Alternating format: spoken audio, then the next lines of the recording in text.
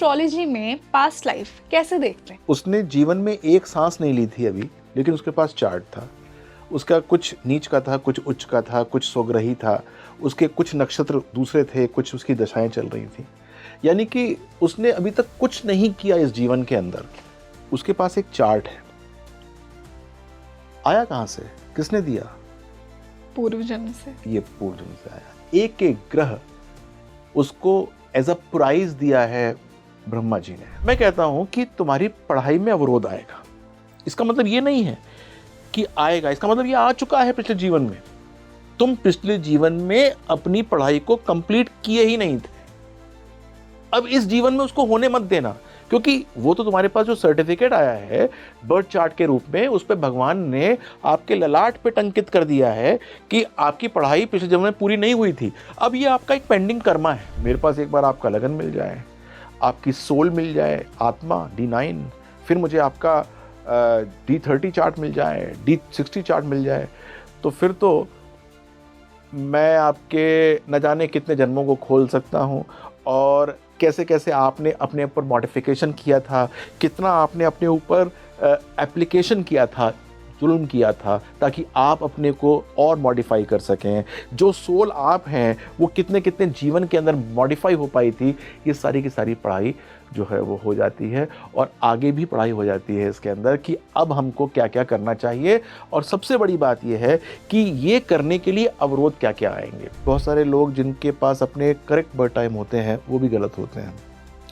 गलत क्यों होते हैं? क्योंकि वो 2, 4, 5, 6 मिनट को महत्व नहीं देते हैं। इतना डिटेल्ड है कि हम D60 तक पहुंच के वो एग्जैक्ट मिनट भी निकाल रहे हैं कि इसी समय तुम पैदा हुए थे। जी बिल्कुल, क्योंकि आपके जीवन के इवेंट्स हैं मेरे पास। आपका जो लग्न है उसका लॉर्ड जौन से भाव में बैठा है वो आपका पर्पस ऑफ लाइफ है। कोई हाउस एक्टिवेटेड नहीं है तो चाहे शनि की 7.5 चल रही हो, चाहे शनि की ढैया चल रही हो, कोई नेगेटिव रिजल्ट्स नहीं मिलेंगे। रियली? यस। मान लीजिए कि भगवान ने हमें एक स्क्रिप्ट लिखकर भेजी है हमारी कुंडली की फॉर्म में, लेकिन अगर हम सारा वही कर्म कर रहे हैं उन प्लैनेट्स के अराउंड, उन प्लेसमेंट्स के अराउंड, तो क्या ये एक बोरिंग स्क्रिप्ट नहीं हो गई कि हम बस वही कर रहे हैं जो हमारे लिए लिख के भेजा था? एक बात मैं बता दूं कि अगर सपोज गुरु किसी भाव में बैठा हुआ है तो सारे केंद्र वहां से और सारे त्रिकोण वहां से उसके सपोर्टर होते हैं। तो हमको ये पता चल जाता है कि किस प्रकार से गुरु के साथ हमको मॉडिफिकेशन करना है ताकि बाकी जो त्रिकोण और जो केंद्र हैं वो उसके सपोर्ट के अंदर आ जाएं। This is known as free will.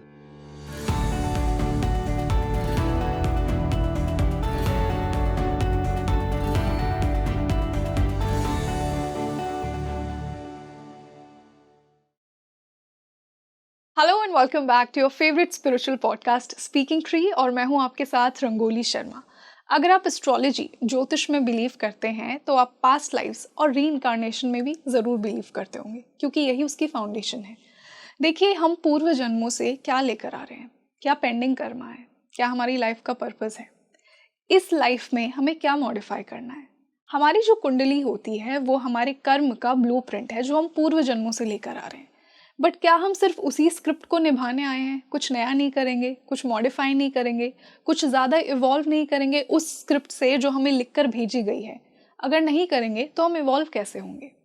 तो आज के पॉडकास्ट का यही पर्पस है कि हम जानेंगे कि आप अपनी कुंडली से अपनी पास्ट लाइफ कैसे देख सकते हैं, अपना पेंडिंग कर्मा कैसे देख सकते हैं, अपनी इस लाइफ का पर्पस कैसे देख सकते हैं, और सबसे इम्पॉर्टेंट, जो आपको स्क्रिप्ट मिली है वो तो ठीक है, लेकिन उसको मॉडिफाई कैसे करना है, उस कर्म को बेहतर कैसे करना है। यही हमारे आज के इस पॉडकास्ट का पर्पस है। तो जुड़े रहिए मेरे साथ इस पॉडकास्ट के एंड तक, क्योंकि बहुत ही इंसाइटफुल और डिटेल्ड होने वाला है। और इसी बेहद खास डिस्कशन के लिए आज हमारे साथ फिर से एक बार जुड़ गए हैं celebrity astrologer doctor Vinay Bajrangi. तो welcome back to speaking tree. Thank you. तो सर, जैसा हमने बात की कि ज्योतिष, एस्ट्रोलॉजी तो पूरा पास्ट लाइफ के ऊपर ही बेस्ड है, रीइंकार्नेशन के ऊपर बेस्ड है। अगर हम हमारे पूर्व जन्मों को थोड़ा समझ लें तो हमें इस लाइफ की बेटर अंडरस्टैंडिंग मिलती है कि क्या रह गया था, क्या पेंडिंग करना था, क्या पूरा करना है, क्या इस लाइफ में अचीव करना है, क्या सोल जर्नी में लेकर आया हूँ या आई हूँ। तो एस्ट्रोलॉजी में पास्ट लाइफ कैसे देखते हैं? कैसे एक लेमैन अगर आज का हमारा ये पॉडकास्ट देख रहा है और अगर वो अपनी कुंडली खोलता है तो उसे थोड़ी अंडरस्टैंडिंग अपने चार्ट से अपनी पास्ट लाइफ की ज़रूर मिल जाएगी। ये आप आज हमें थोड़ा बता दीजिए। देखो, मैं ये नहीं चाहूँगा कि लेमैन जो है वो अपना पास्ट लाइफ पढ़ने की कोशिश करे, लेकिन मैं फिर भी उसको बहुत सारे इंडिकेशंस अभी देता हूँ। मान लो कि किसी व्यक्ति का जन्म जो है वो 1 जनवरी सन 2000 का है और वो शाम को 5 बजे दिल्ली में पैदा हुआ, ठीक है। तो हमने उसका चार्ट बना दिया और वो चार्ट हमने 1 जनवरी सन 2000 को ही बना दिया।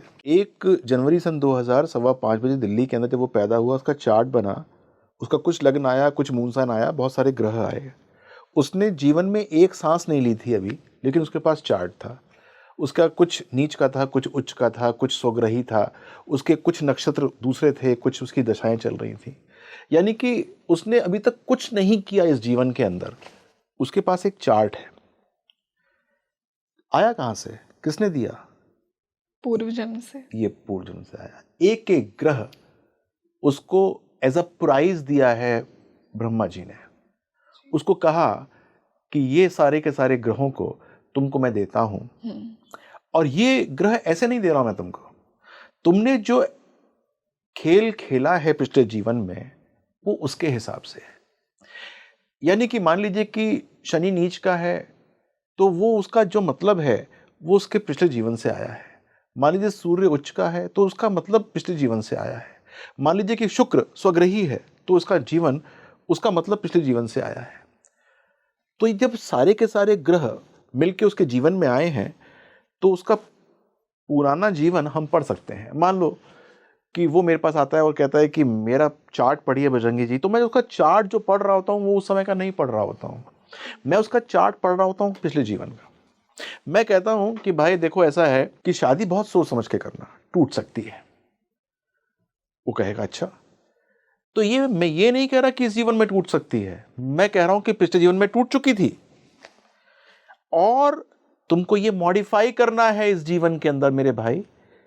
That means you had a problem in your married life, in your previous life, and therefore I see a very prominent Ketu sitting in the 7th house.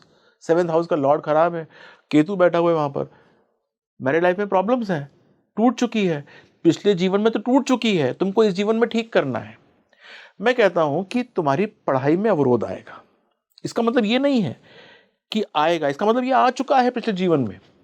तुम पिछले जीवन में अपनी पढ़ाई को कंप्लीट किए ही नहीं थे, अब इस जीवन में उसको होने मत देना, क्योंकि वो तो तुम्हारे पास जो सर्टिफिकेट आया है बर्थ चार्ट के रूप में, उस पर भगवान ने आपके ललाट पे टंकित कर दिया है कि आपकी पढ़ाई पिछले जीवन में पूरी नहीं हुई थी। अब ये आपका एक पेंडिंग कर्मा है, इस जीवन में आपको वो पूरा करना है।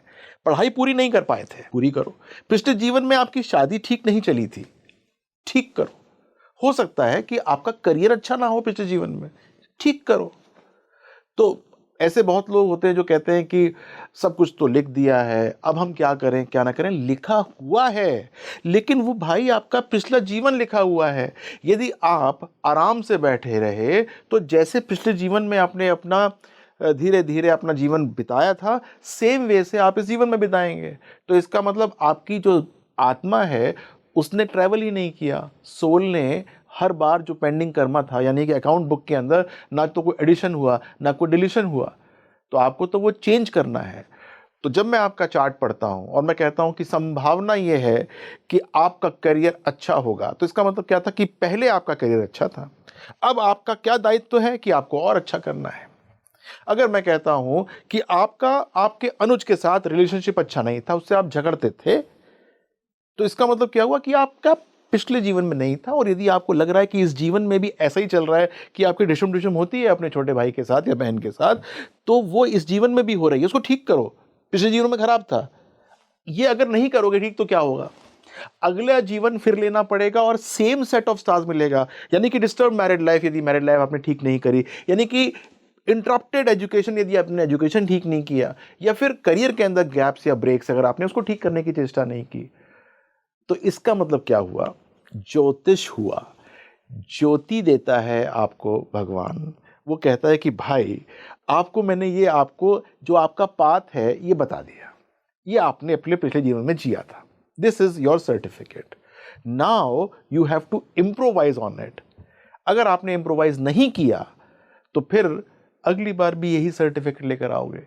तो जैसे मेरे पास कुछ लोग आते हैं, कहते हैं कि हम तो ना शादी नहीं करेंगे, हम तो शादी से परेशान हैं, या हमको लगता है कि शादी हमारी चलेगी नहीं। तो मैं कहता हूँ हाँ, तो पूरी कुंडली यही कहती है कि तुम्हारी शादी नहीं चलने वाली, लेकिन इसका मतलब ये नहीं है कि तुम शादी मत करो। इसका मतलब यह है कि तुमको शादी करके उसको ठीक चलाना है। अगर नहीं चलाया तो ये वाला भाव अनपेड रह गया, अगले जीवन में फिर शादी वाला भाव पीड़ित होगा। कभी ना कभी तो आपको करनी पड़ेगी और कभी ना कभी आपको चलाना पड़ेगा। शुभस्य शीघ्रम, वरना पता लगा केतु 12वें भाव से पार हो गया तो फिर अभी 12 जीवन और लग जाएंगे मोक्ष प्राप्ति में।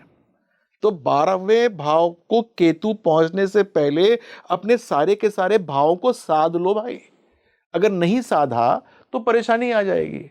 तो जो जो भाव, जैसे लोग आते हैं कि मेरे पिता से नहीं बनती, मेरी माता से मनमुटाव रहता है, भाइयों से झगड़ा कर लेता हूँ प्रॉपर्टी के लिए, जो पैतृक प्रॉपर्टी होती है उसका बंटवारा ठीक नहीं हुआ, मुझे परेशानी हो गई। अगर हो रही है ना, तो ये पिछले जीवन का एक निचोड़ है जो आपको इस जीवन में देखना पड़ रहा है। उसको ठीक ही तो करना है, इसीलिए तो आए हो, ठीक कर लो भाई इसको। तो मैं ये कहना चाहता हूँ कि बहुत लोग कहते हैं कि मेरा पिछला जीवन पढ़ के बताइए। अरे मैं पढ़ के पिछला जीवन ही बता रहा होता हूँ आपको। बस आपको ये समझना है कि जो मैं बता रहा हूँ उसको आपको मॉडिफाई कैसे करना है। यदि आप समझ गए कि मुझे मॉडिफाई कैसे करना है तो आपने सही ज्योतिष का मतलब समझ लिया, और नहीं किया तो फिर तो सेम फोटोकॉपी होता रहेगा, copy paste copy paste copy paste. तो सर, जो मैंने अभी इस एक्सप्लेनेशन से समझा उसको मैं 3 लाइंस में कंक्लूड करती हूँ कि जो हमारा चार्ट होता है वो हमारी पिछले जन्म की स्क्रिप्ट होती है, उसका ब्लूप्रिंट होता है हमारे कर्म का। लेकिन इस जन्म में आपको अपनी फ्री विल से उसे मॉडिफाई करना है। जैसे फॉर एन एग्जाम्पल कि अगर केतु 7th में है तो ये व्यक्ति पुराने जन्म से एक डिस्टर्ब्ड मैरिज लेकर आ रहा है, और अगर वो 7th हाउस केतु को देखकर ये बोलता है कि मेरी तो मैरिज अच्छी होगी नहीं, लेकिन अपनी फ्री विल से उसके अंदर ये क्षमता है कि वो इस जन्म में वो मैरिज को सही करे। बिल्कुल। तो आपकी कुंडली आपको मॉडिफिकेशन के बारे में नहीं लिख के देती है, बस आपके कर्म के बारे में लिख के देती है, और फ्री विल वो मॉडिफिकेशन है। बस अब ये देखने की बात है कि आप उसे यूज कैसे कर रहे हैं, कि आप उसे और खराब कर रहे हैं या आप उसे बेहतर कर रहे हैं। बिल्कुल बिल्कुल। तो सर, फिर हम कौन से हाउसेस को कंसिडर करेंगे अगर पास्ट लाइफ रिलेटेड हमें चीज़ें देखनी है? मान लीजिए मुझे पास्ट लाइफ रिलेटेड रिलेशनशिप्स देखने हैं, करियर देखना है, कनेक्शन विद माय पेरेंट्स देखना है, तो ये मुझे कौन से हाउसेस और कौन सी प्लेसमेंट से पता लगेगा? इसको ना मैं बहुत एक ऐसे तरीके से बताता हूँ ताकि आपको समझ में आ जाए। आपके फादर कौन से हाउस से होते हैं? 9th हाउस से होते हैं। तो फादर का मतलब आपका पहला भाव, यानी कि अगर हमको पास्ट लाइफ देखना है तो 9th हाउस पे आ जाएंगे सीधा। बच्चे कौन से देखे जाते हैं? 5th हाउस से। यानी कि फ्यूचर देखना है तो हमको जो है वो 5th हाउस देखना है, जो अपना फ्यूचर देखना है, यानी कि आगे की लाइफ देखनी है तो 5th हाउस से आ जाएंगे। अब मान लो कि मुझे देखना है कि पिछले से पिछले जीवन में क्या था, तो 9th से 9th आ जाऊंगा मैं। पिछले जीवन का पिछला जीवन, उसको लगन मान के उसका 9th हाउस। उसका पिछला जीवन देखना है तो 9th का 9th देखूंगा मैं। तो यहां से आई कैन टाइम ट्रैवल, मैं पीछे जा सकता हूं और देख सकता हूं कि कैसा कैसा जीवन इनका रहा है और इन्होंने क्या क्या मॉडिफिकेशन किया या नहीं कर पाए। लेकिन ये क्वालिटी ऑफ लाइफ बताता है सिर्फ, यहां पर ये पूरी पिक्चर नहीं देता है। पूरी पिक्चर तो 12 घर देते हैं, पूरे 12 भाव देते हैं। तो एक एक भाव आपका कनेक्शन रखता है पिछले जीवन से। एक एक भाव, चाहे पहला हो चाहे 12वां हो, एक एक भाव रखता है। लेकिन यदि अगर मुझे बहुत सूक्ष्मता से जाना हो कि पिछले जीवन के अंदर भाई साहब आपने कहाँ कहाँ परेशानी की थी, क्या क्या दिक्कत आई थी, तो मैं 2 चार्ट पढ़ूंगा आपके इसके साथ। एक तो D30 चार्ट और एक D60 चार्ट पढ़ूंगा मैं। जब मैं D30 चार्ट पढ़ूंगा तो मैं देखूंगा कि कहां कहां पर आकर आपने अपने लिए परेशानी क्रिएट की थी। जी हां, जहां कहां आपने अपने लिए परेशानी क्रिएट की थी, आपको कहां कहां डिबैकल्स आए थे, आप कहां पर औंधे मुंह गिर पड़े थे, कहां पर आपकी पिटाई हुई थी, ये D30 चार्ट बताएगा।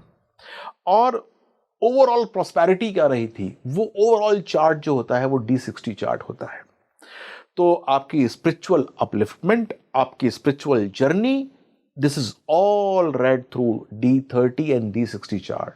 तो मेरे पास एक बार आपका लगन मिल जाए, आपकी सोल मिल जाए, आत्मा D9, फिर मुझे आपका D30 चार्ट मिल जाए, D60 चार्ट मिल जाए, तो फिर तो मैं आपके न जाने कितने जन्मों को खोल सकता हूँ। और कैसे कैसे आपने अपने ऊपर मॉडिफिकेशन किया था, कितना आपने अपने ऊपर एप्लीकेशन किया था, जुल्म किया था, ताकि आप अपने को और मॉडिफाई कर सकें। जो सोल आप हैं वो कितने कितने जीवन के अंदर मॉडिफाई हो पाई थी, ये सारी की सारी पढ़ाई जो है वो हो जाती है। और आगे भी पढ़ाई हो जाती है इसके अंदर कि अब हमको क्या क्या करना चाहिए। और सबसे बड़ी बात यह है कि ये करने के लिए अवरोध क्या क्या आएंगे। अब जैसे कि फॉर एग्जांपल मैं आपका चार्ट पढ़ना शुरू करूं और कहूं कि मेरे अवरोध निकाल दीजिए कि कौन कौन से अवरोध किस चीज़ में आते हैं।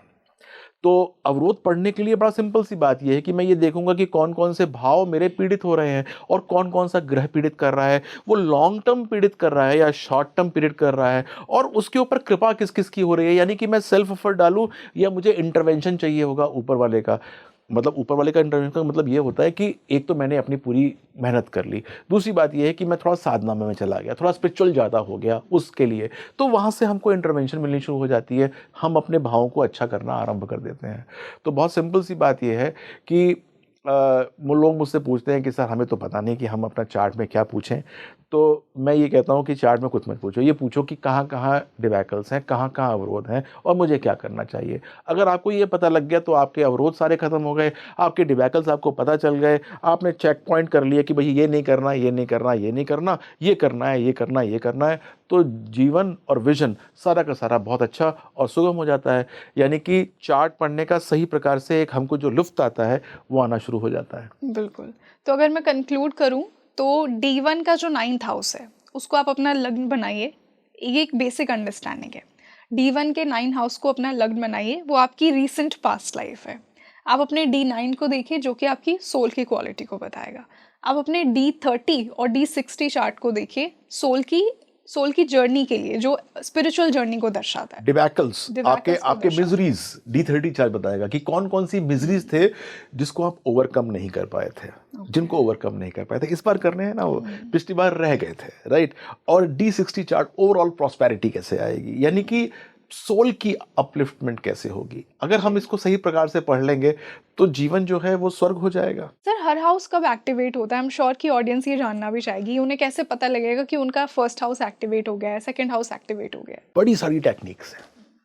एक तो टेक्निक है वो आई है चंद्रकला नाली से, कि चंद्रकला नाली कहती है कि चंद्रमा के हिसाब से हाउस एक्टिवेट होता है, उसको हम डिस्कस नहीं करेंगे, वो थोड़ा लंबा काम है।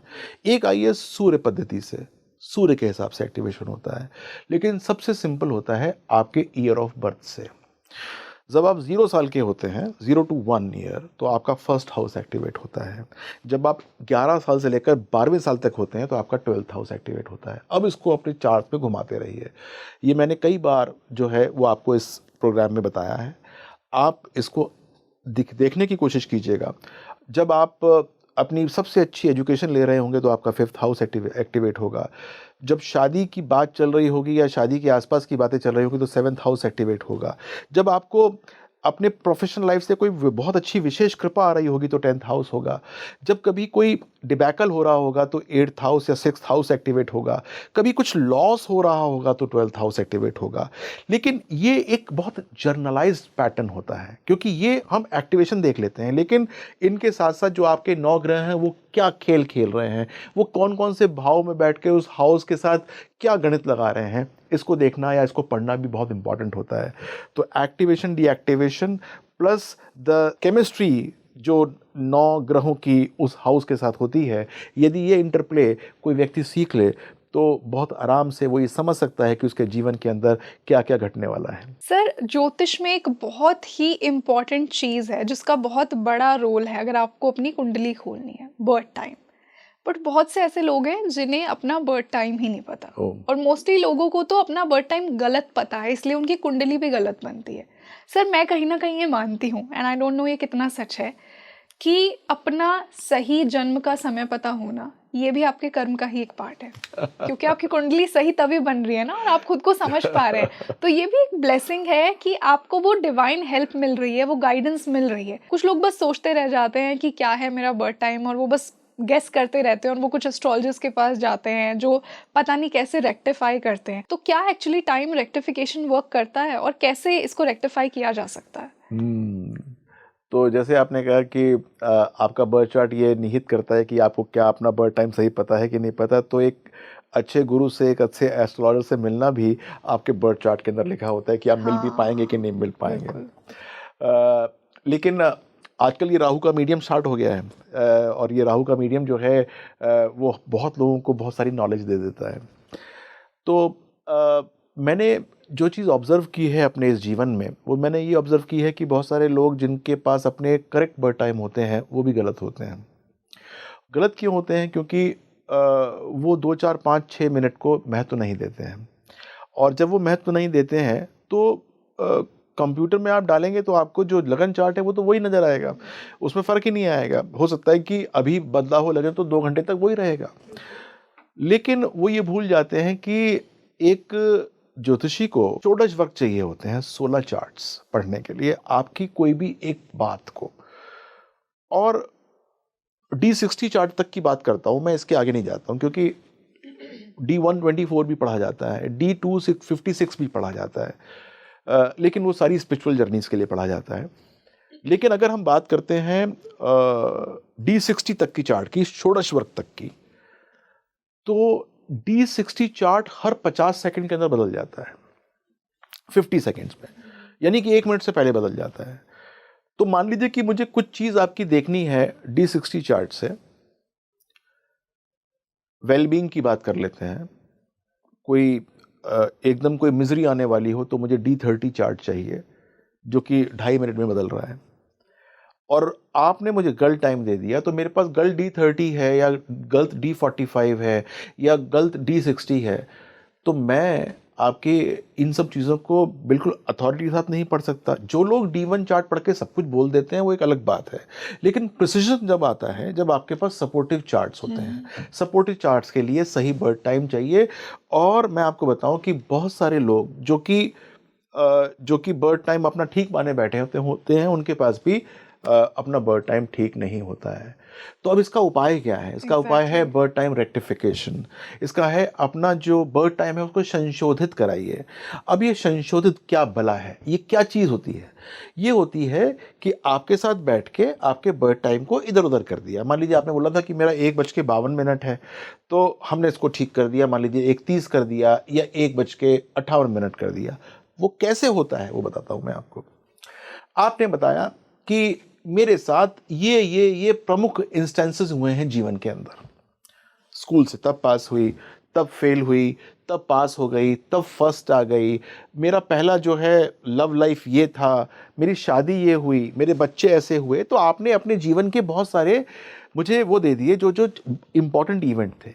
अब वो इम्पॉर्टेंट इवेंट आपके D1 चार्ट में डालूंगा मैं। ठीक है, D1 चार्ट से आपका टाइम 2 घंटे तक फिक्स हो गया। अब मैंने क्या किया कि आपका वही टाइम D9 चार्ट में डाला, वही इवेंट्स D9 चार्ट में डाले। तो मेरे पास 8-9 मिनट तक का टाइम जो है, मेरे पास 8-9 मिनट तक का टाइम ठीक हो गया। मैंने वही आपके जो इवेंट्स हैं D12 चार्ट में डाले, तो मेरे पास 6-6.5 मिनट तक का टाइम ठीक हो गया। मैंने वही इवेंट्स जो हैं वो D30 में डाले, 16, 30। फिर जब मैं डाल के उसको मैं चेक करूंगा D60 चार्ट के अंदर, तो मेरे पास आपका बर्थ टाइम करेक्ट आ जाएगा 50 सेकंड तक का, जो मुझे चाहिए। तो आपके लाइफ के इवेंट जब मुझे मिल जाते हैं तो I can correct all your charts, and when I can correct all your charts then I can predict more efficiently. तो आपके भविष्य के दर्शन हो सकते हैं, आपके भविष्य के बारे में बताया जा सकता है कि ये काम ऐसे होना चाहिए, ये काम करने से ये होगा, ये काम करने से नहीं होगा। और ये बात जो है वो उनके लिए नहीं है कि जिसके अंदर 1-8 घंटे का फ़र्क है, जिनके 5-6 घंटे का फ़र्क है उसका भी हो सकता है, जिसका 1-8 दिन का फ़र्क है उसका भी हो सकता है, जो सन भूल गया है अपना, मान लीजिए कि 1956 में पैदा हुआ था या 55 में पैदा हुआ था, ये पता ही नहीं चल रहा है, उसके साथ भी बैठ के ये काम हो सकता है। लेकिन उसको पेशेंस चाहिए, मेरे साथ बैठना पड़ेगा 2-2.5 घंटे, और जब बैठेगा तो सारे के सारे चार्ट जो हैं वो सिंक हो जाएंगे, यानी कि बर्थ टाइम रेक्टिफाई हो जाएगा। बर्थ टाइम रेक्टिफाई हो जाएगा तो D60 चार्ट आ जाएगा, सारी की सारी भविष्यवाणियाँ होनी आरंभ हो जाएंगी। तो वो लोग जो कि इस समय या तो बहुत कॉन्फिडेंस में है कि हमारा बर्थ टाइम ठीक है, उनको भी कराना चाहिए। और जो ये कहते हैं कि यार हमको पता ही नहीं है, घर में पैदा हुए थे, मम्मी ने कह दिया था कि जब ट्रेन गई थी तब पैदा हुए थे मान लो, तो वैसे लोगों का भी टाइम बन जाता है। तो मतलब ये इतना डिटेल्ड है कि हम D60 तक पहुंच के वो एग्जैक्ट मिनट भी निकाल रहे हैं कि इसी समय तुम पैदा हुए थे। जी बिल्कुल, वाह। क्योंकि आपके जीवन के इवेंट्स हैं मेरे पास, और जब इवेंट्स हैं तो वो इवेंट्स कब फ्रक्टिफाई होंगे, दशा भी चाहिए, ट्रांजिट भी चाहिए, चार्ट भी चाहिए, उसको थोड़ा सा हिलाना डुलाना पड़ता है, लेकिन बन जाता है।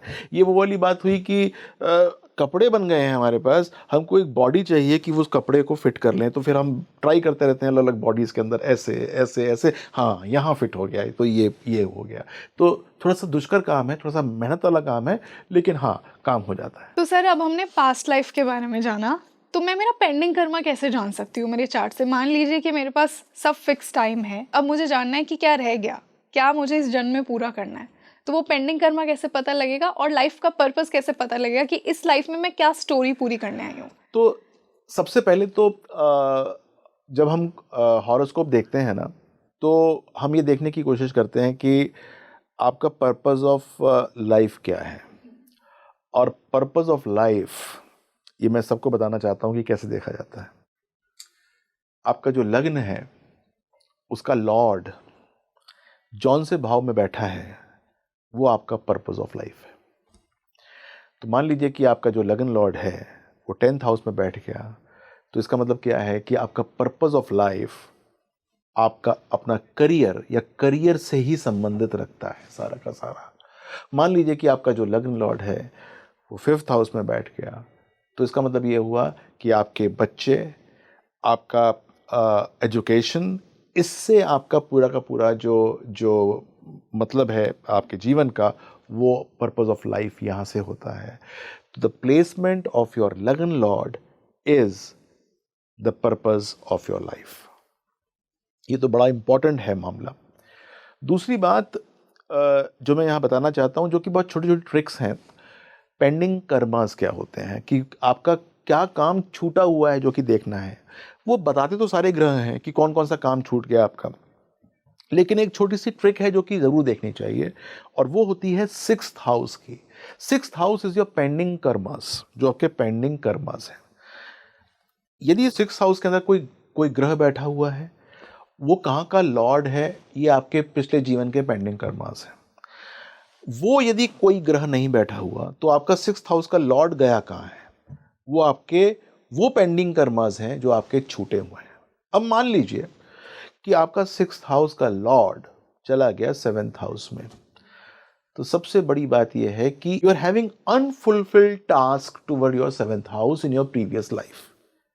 वो इस जीवन के अंदर आपके पेंडिंग कर्मास के अंदर आते हैं। तो आपको अपने 7th हाउस को पोषित करना है, यानी कि उसको नरिश करना है। एक बार आप उसको नरिश करेंगे तो जीवन वहां से चकाचौंध होना शुरू हो जाएगा। तो pending karmas is seen through the 6th house and the purpose of your soul is seen through your lagna. ये बड़ा इंपॉर्टेंट एक कॉम्बिनेशन होता है। और इसके बाद एक और बड़ा इंपॉर्टेंट चीज़ होता है कि कौन कौन से ग्रह परेशान करने आए हैं। आप भी एक स्टूडेंट रही हैं एस्ट्रोलॉजी की, मुझे बताइए कि कैसे देखती हैं आपकी कौन कौन से ग्रह आपकी कुंडली में परेशान करने आए हैं। अगर मारक ग्रह अच्छे भाव में बैठे हैं तो एक ये हो सकता है, और अगर नीच का कोई ग्रह है तो ये भी एक कॉम्बिनेशन हो सकता है। अच्छा, तो मैं आपको थोड़ा सा ट्विस्ट देता हूँ इसके अंदर। जो आपके उच्च के ग्रह होते हैं वो आपको परेशान करने आए हैं।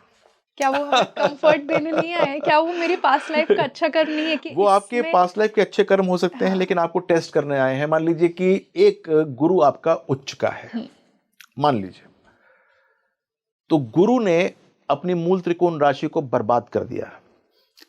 हॉरोस्कोप के अंदर किसी का भी आप ग्रह, आप जो लिमिनरीज होते हैं, सूर्य और चंद्रमा को साइड में लगा दीजिए, आप कोई भी ग्रह ले लीजिए, सबकी 2-2 राशियां होती हैं जी।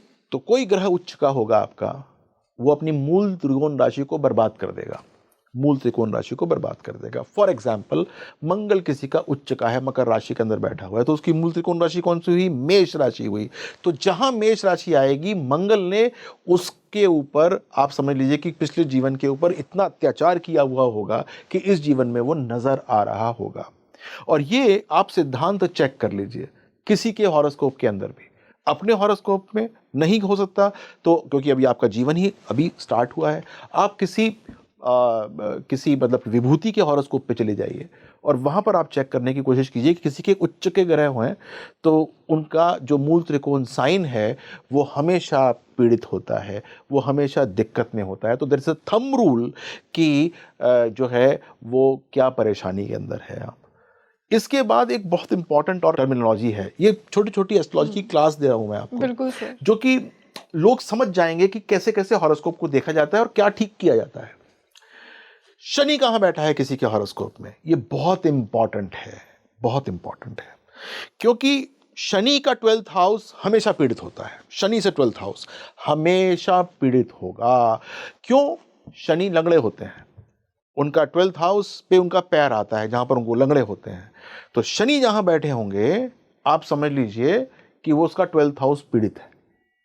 आपका पेंडिंग कर्मा भी आ जाता है ये, कि ये आपका जो है एक ऐसा भाव है जिसको आपको किसी भी तरीके से ठीक करना ही करना है।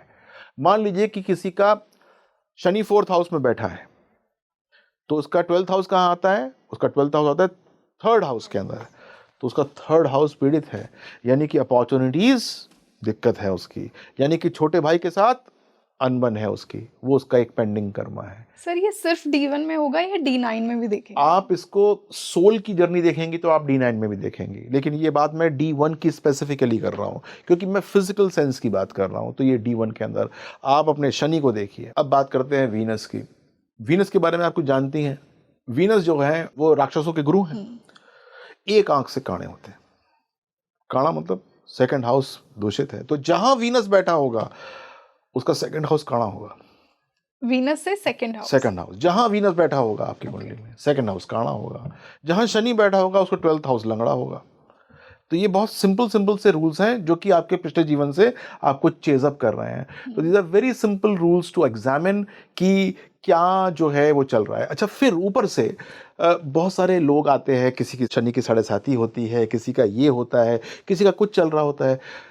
एक बात मैं स्पष्ट रूप से बताना चाहता हूं कि यदि कोई हाउस एक्टिवेटेड नहीं है तो चाहे शनि की 7.5 चल रही हो, चाहे शनि की ढैया चल रही हो, कोई नेगेटिव रिजल्ट्स नहीं मिलेंगे। रियली? यस, आपका हाउस एक्टिवेट होना चाहिए और एक्टिवेशन जो है वो गुरु के पैटर्न पे होती है।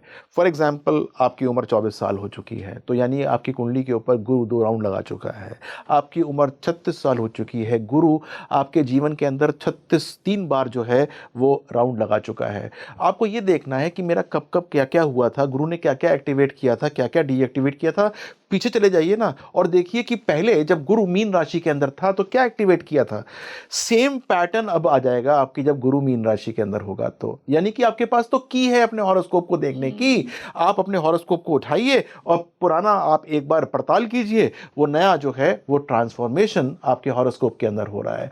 दिस इज हाउ यू जज a horoscope for the present life and the past life also. Past life के अंदर भी यही पैटर्न हुआ था। हाँ, उसकी सेटिंग डिफरेंट होगी, गांव डिफरेंट होगा, शहर डिफरेंट होगा, काल देश पात्र ये सब हो सकता है फर्क हो, लेकिन हुआ आपके साथ वही होगा जो कि इस समय इतनी प्रगाढ़ रूप से नजर आ रहा है। तो it is not difficult to look at the horoscopes, but do not become very pro in looking at the horoscopes. Why? Because you have to become a master horoscope देखने के लिए। और मैं अक्सर कहता हूँ कि जब तक एक्सपीरियंस नहीं आता तब तक आप किसी का हॉरोस्कोप को हाथ भी मत लगाइएगा, या फिर हाथ लगा लीजिएगा तो उसको ज़्यादा प्रेडिक्शन मत दीजिएगा, क्योंकि आप अभी नोविस हैं, आपको पता नहीं है कि गुरु कैसे एक्ट करता है और आपने कुछ भी बोलना शुरू कर दिया। और 25-30 हज़ार हॉरोस्कोप एक बार देख लें तब शायद आप ये समझ सकते हैं कि आपके अंदर थोड़ी सी काबिलियत आ गई है हॉरोस्कोप्स को देखने की। सर, और सर मैं ये भी मानती हूँ, जैसा हम बात कर रहे थे कि one lifetime is not enough for astrology, although ये थोड़ा metaphorical और exaggeration है, but actually you need a lot of years for good research. और जो लोग आजकल 3 दिन में ज्योतिष बनाते हैं, it makes no sense. वो हो सकता है बना देते हो, मैं उस पर विवाद नहीं करूँगा, लेकिन मैं इतना ज़रूर कहना चाहूँगा कि जब तक आपने एक्सपीरियंस नहीं लिया, जब तक आपको समझ में नहीं आया कि जब आपने कुंडली खोली तो सारे के सारे 9 के 9 ग्रह आपके ऊपर उछल के आ गए, तब तक आपको हॉरोस्कोप देखना नहीं आता। आप हॉरोस्कोप को ऐसे देखते रहिए। हमने भी पढ़ी थी एस्ट्रोलॉजी, हमें 10 साल तक समझ में नहीं आता था कि ये क्या कहना चाहता है ग्रह। आपके ऊपर वो उछल के आते हैं, आपको बताते हैं कि हाँ ये मैं कहना चाहता हूँ, मैं ये कहना चाहता हूँ, मैं ये कहना चाहता हूँ। फिर आप उसको अप्लाई करते हैं जीवन के अंदर। मैंने लव लाइफ के, मैंने मैरिड लाइफ के, मैंने करियर के, मतलब हज़ारों, दसियों हज़ार हॉरोस्कोप देखे हुए हैं। मुझे पता है कि ग्रह कैसे एक्ट करता है। मैं अपने आप को मास्टर तो नहीं कहूँगा, लेकिन मैं इतना कह सकता हूँ कि अगर आपको अपने सब्जेक्ट चूज़ करने हैं 11th क्लास के अंदर, मैं बताता हूँ ना क्या आपके लिए जो है मैक्सिमम प्रॉफिट लेकर आएंगे, या क्या आपके धन योग को हिला के रख देंगे। आपकी कुंडली में धन योग है कि नहीं? नहीं है। हम बनाते हैं धन योग, आपके सब्जेक्ट्स को ठीक करते हैं ना। पहले सब्जेक्ट्स ठीक होंगे, आपकी एजुकेशन ठीक होगी, एजुकेशन ठीक होगी तो आप जो है वो चीज़ों को और अच्छा करना आरंभ कर देंगे, यानी कि अपनी कुंडली को एक अच्छे धन योग की तरफ जाएंगे। आज के ज़माने के अंदर लोग जो हैं वो पीयर प्रेशर्स, माँ बाप की अपेक्षाएं, अनफुलफिल्ड डिज़ायर्स की तरफ भागते हैं। मत भागो भाई, हॉरोस्कोप की तरफ भागोगे तो धन योग ही तो चाहिए ना, खुल जाएगा भाई। बिल्कुल। और सर जैसा आपने कहा ये एक्सपीरियंस से ही आता है, जितनी आप कुंडलीज पढ़ेंगे जितना आपको वो प्लैनेट्स की स्टोरी समझ आएगी। सर अगर मैं पूछूं आपने अभी तक कितनी कुंडली पढ़ी है इन टोटल? देखो मेरे पास ऐसा काउंट तो है नहीं। हाँ। क्योंकि बाय एवरी पासिंग डे करीबन 20-25 हॉरोस्कोप ऐड हो जाते हैं। तो 4 लाख के आसपास तो आ चुके होंगे जो मैंने हॉरोस्कोप पढ़े होंगे, और बहुत अलग अलग विधाओं के, बहुत अलग अलग क्लासिकल केसेस हैं। मेरे पास बैंक है हॉरोस्कोप्स का। अगर मतलब उनको मैं सही प्रकार से लगाऊं तो एक एक चीज़ के मेरे पास दसियों हज़ार हॉरोस्कोप मिल जाते हैं, और ऐसी ऐसी विलक्षण चीज़ों के जो लोगों ने कभी सुनी भी नहीं होती। तो पहली बात तो ये है कि आपको इतनी अपॉर्चुनिटी नहीं होती कि आपके पास इतने हॉरोस्कोप्स हों। मेरे पास है वो, और मेरे पास क्योंकि अब इतने क्लाइंटेल है, लोग आते भी हैं, मेरी वेबसाइट्स पे भी आते हैं, तो अपनी डिटेल्स भर के जाते हैं, तो मुझे पता होता है कि उनकी ये डिटेल्स हैं, और एक बार जब हम उसको एग्जामिन करते हैं तो काफ़ी सारी चीज़ें जो हैं वो देखने को मिल जाती हैं। सर आपने जैसा बताया कि आपने इतनी सारी कुंडलीज के साथ आपका एक्सपीरियंस है, तो एक जनरल क्वेश्चन, आपको क्या लगता है कि ज्योतिष क्या कहना चाहती है, क्या रिफ्लेक्ट होता है चार्ट्स में? क्योंकि आज के टाइम में बहुत ही गलत तरीके से एस्ट्रोलॉजी को अप्रोच किया जा रहा है। लोग इतनी एक्सपेंसिव रेमेडी सजेस्ट करते हैं लोगों को, और उन्हें लगता है कि क्विकली वो अपने कर्म को काट सकते हैं सिर्फ एक रेमेडी से। एंड आई एम श्योर कि मान लीजिए कि भगवान ने हमें एक स्क्रिप्ट लिखकर भेजी है हमारी कुंडली की फॉर्म में, लेकिन अगर हम सारा वही कर्म कर रहे हैं उन प्लैनेट्स के अराउंड, उन प्लेसमेंट्स के अराउंड, तो क्या ये एक बोरिंग स्क्रिप्ट नहीं हो गई कि हम बस वही कर रहे हैं जो हमारे लिए लिख के भेजा था? हम कुछ नया क्यों नहीं कर रहे हैं? हम उसमें मॉडिफिकेशन कैसे लेकर आए? देखिए, एक कॉन्सेप्ट होता है कि जुपिटर की प्लेसमेंट कैसी है आपके हॉरोस्कोप में। जुपिटर जो है वो घोतक होता है फ्री विल का, और फ्री विल वो कहाँ से लेकर आ रहा है, कौन से नक्षत्र के अंदर प्लेस्ड है, और कौन से भाव का सपोर्ट है। ये ग्रह और भाव भी बड़े डिसेप्टिव हैं, लोगों को समझ में नहीं आते। लेकिन एक बात मैं बता दूं कि अगर सपोज गुरु किसी भाव में बैठा हुआ है तो सारे केंद्र वहाँ से और सारे त्रिकोण वहाँ से उसके सपोर्टर होते हैं। गुरु के कोई भी, चाहे उसके वो एंटी भाव क्यों ना हो, लेकिन जहाँ गुरु बैठा हुआ है वहाँ से जितने त्रिकोण होंगे और वहाँ से जितने केंद्र होंगे वो उसके सपोर्टर होंगे। तो हमको ये पता चल जाता है कि किस प्रकार से गुरु के साथ हमको मॉडिफिकेशन करना है ताकि बाकी जो त्रिकोण और जो केंद्र हैं वो उसके सपोर्ट के अंदर आ जाएं। This is known as free will. And free will को यदि हम अपने जीवन में उतारने की कोशिश करते हैं, यानी कि एक बच्चा आया मेरे पास, कहता है कि मुझे बहुत अच्छा पढ़ना है, लेकिन मैंने देखा कि उसकी कुंडली के अंदर जुपिटर और मरकरी का षडाष्टक योग है मान लीजिए।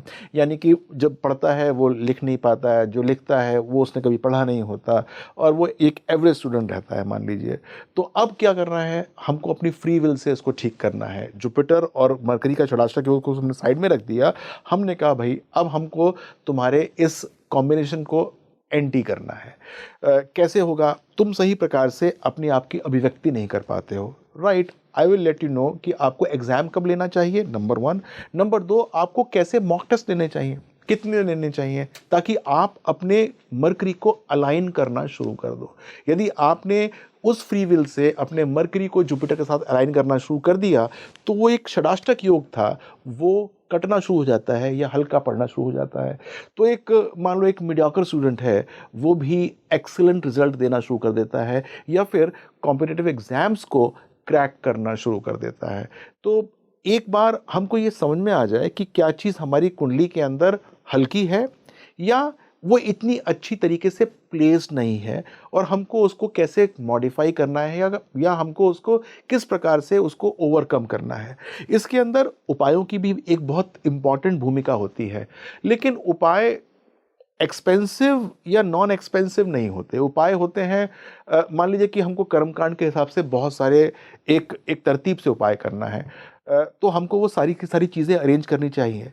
लेकिन भगवान ये नहीं कहते कि आप अपने मीन्स के बियॉन्ड चले जाइए, आपको कहीं से उधार लेकर आना है और उसके बाद आपको उपाय करने हैं। जितनी आपकी सीमाएं हैं, जितनी आपकी क्षमताएं हैं, आप उसके अधीनस्थ होके, उसके अधीन होके आप उन उपायों को करना शुरू कीजिए। अब बहुत अच्छी तरीके से यदि हम रुद्र अभिषेक करें तो उसके अंदर पता नहीं कितने पंडित लग जाएंगे, कितनी सारी चीज़ें लग जाएंगी, लेकिन आप सिर्फ जल डाल के भी रुद्राभिषेक कर सकते हैं। तो वो आपके ऊपर डिपेंड करता है, आपके भावनाओं की आवश्यकता होती है कि आप किस प्रकार से अपने गंतव्य तक पहुंचना चाहते हैं। तो फ्री विल को आप उपायों के माध्यम से और पॉजिटिव कर सकते हैं।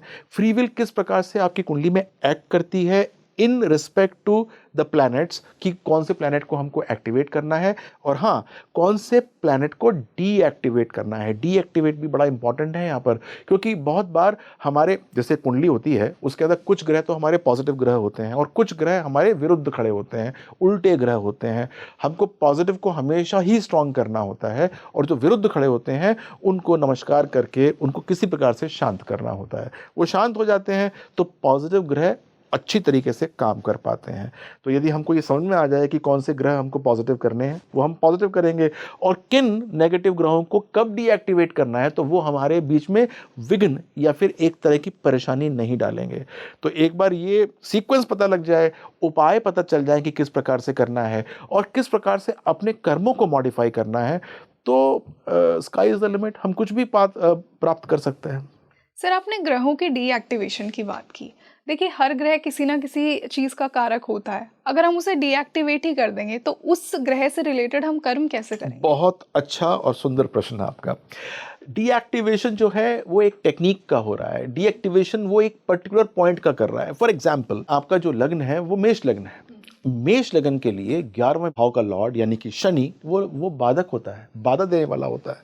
मान लीजिए कि वो 4th हाउस के अंदर बैठा हुआ है, यानी कि घर की सुख के ऊपर वो परेशानी क्रिएट करना शुरू कर दिया, बाधा शुरू कर दी उसने। अब क्या दिक्कत होगी, यदि उसका संबंध मंगल से हो रहा होगा तो घर के सुख के अंदर घर नहीं बनने देगा वो, या घर बनाने की चेष्टा करेंगे तो घर जगह पर पैसे चले जाएंगे और वहाँ पर बाधा आनी शुरू हो जाएगी। घर के अंदर जो एक सहर्ष खुशी होती है वो भी हल्की कर देगा, यानी कि घर के अंदर जो खिलखिलाहट होती है, जो एक हंसी खुशी का माहौल होता है, उसको भी हल्का करना शुरू कर सकता है। तो हमको ऐसा नहीं है कि 11वें भाव के अधिपति शनि को, जो कि हमारे लिए आमदनी का स्रोत भी है, उसको बंद करना है।